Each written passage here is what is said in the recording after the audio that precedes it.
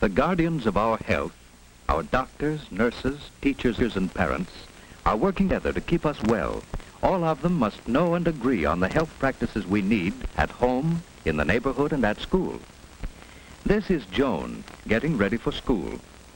Joan learned at school that it's important to choose the right clothes on a cold day. The temperature is 40, too cold for just a coat. She will need her snowsuit if she wishes to keep well for the Dutch festival. And this is Jim, Joan's brother. They choose wraps to keep all of their body warm.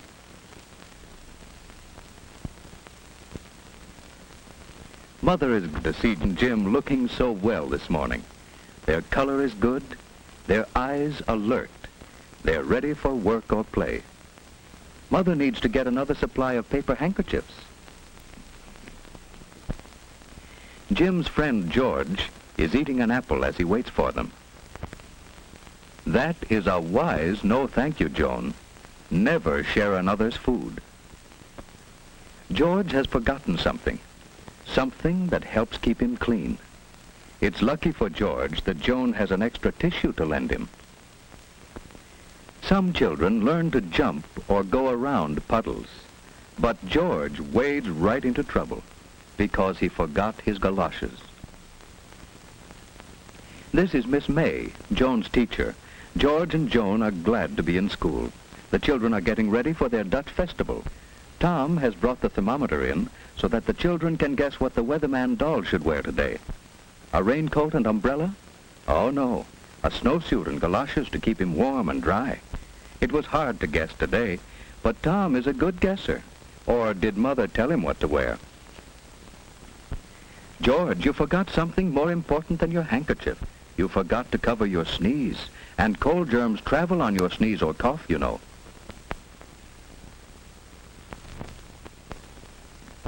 Why, cold germs can fly farther than Miss May can blow the feather.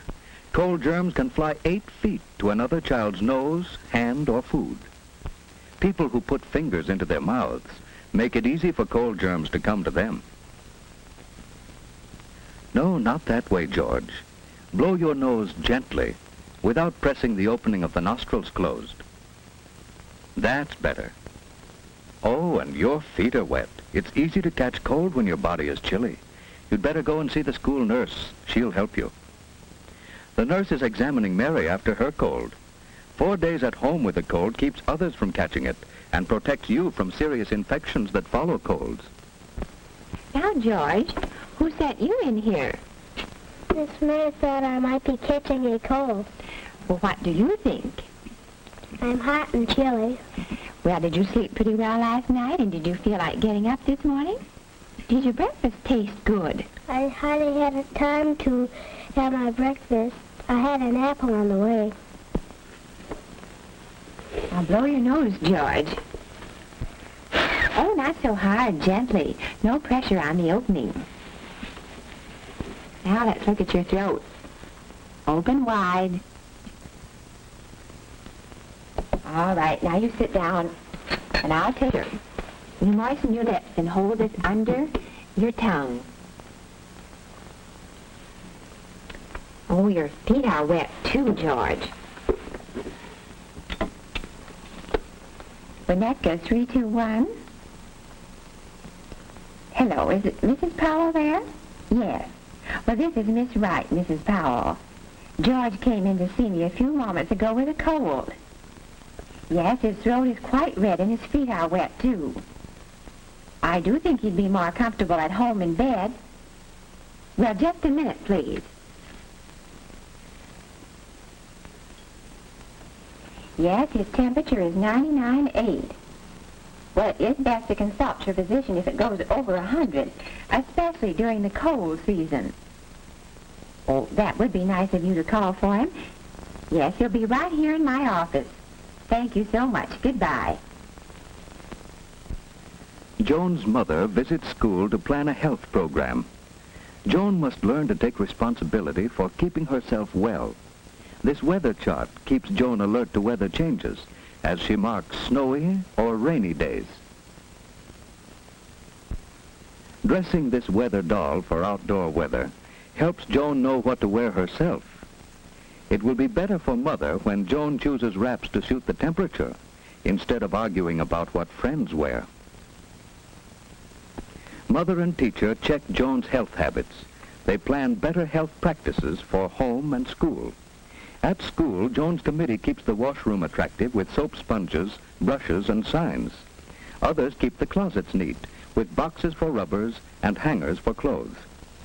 Another records the temperature and tells us when we need heat or fresh air. One group keeps large drawing pencils scrubbed ready for use. Those are jobs Joan and Jim could be learning to do at home, too. On Saturdays, they love to help us plan what we're going to do. I'm so glad to get this health record sheet. Your check on Joan's habits at school will help me plan a corrective health program at home. I'm going to find out what kind of health practices we use, and I must check on our equipment to see if we have the materials to carry on the school practices. Thank you for some grand ideas, Miss May. I'm going to visit school again some afternoon when I call for Joan. May I? Do come often. It is good for teachers and children to have parents visit school. Next morning, Joan's mother is inspecting the health materials in her home. Each one in the family needs a separate towel and washcloth.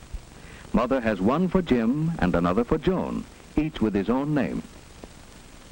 Joan's father made a box for her to stand on.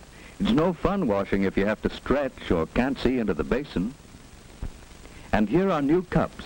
Each can have his own cup now. It prevents catching another's cold.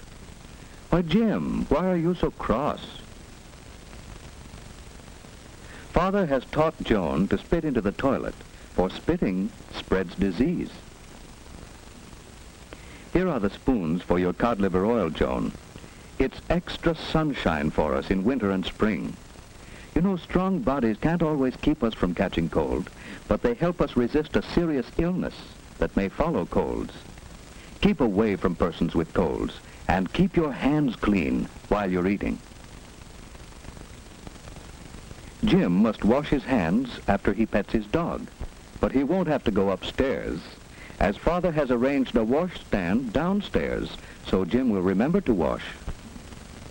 What's the trouble with Jim? He didn't like his breakfast, and he was restless as he slept. He's cross and tired this morning. His throat isn't very red, but his eyes look queer. He'd better stay home today so that Mother can watch him and keep him warm. Joan's mother can't go to the kermis now, so Joan must take the paper bags for the party. Colds are easy to catch during the first 24 hours. Mother must see that Jim covers his coughs and stays away from others. She must sterilize his dishes by boiling them thoroughly in water. Joan's room at school is a busy place, and Joan wants to help get ready for the kermis. But first, she must wash her hands. We must always wash hands clean before handling food. So, Joan takes off her coat, uses plenty of soap and a good lather. She rinses her hands well and dries them thoroughly with a paper towel. In another room, the kindergarten children are getting ready for the kermis. It's best to go to the toilet and wash hands first. Now Joan has her wraps off, her hands are clean, and she's ready to pack the bags for the kermis. The kermis has started. George's friends are selling the flowers they raised. They learn that flowers, like children, need plenty of sunshine, water, good food, and moderate temperature to make them grow. Joan's friends are selling cheese, and they are careful to keep the food clean. Everyone is having a good time, while poor George stays in bed. His careless habits have made Jim miss the kermis too, and Jim is restless in bed. Now he knows it pays to avoid people with colds. But Jim's friends are enjoying the kermis. They learn that Dutch people are clean. Hollanders leave their wooden shoes on their doorstep so that their floors are spotless. The Dutch drink milk and raise their own vegetables and flowers. They keep well. You have seen these children learning to take care of themselves. Now, do you know why George and Jim missed the kermis?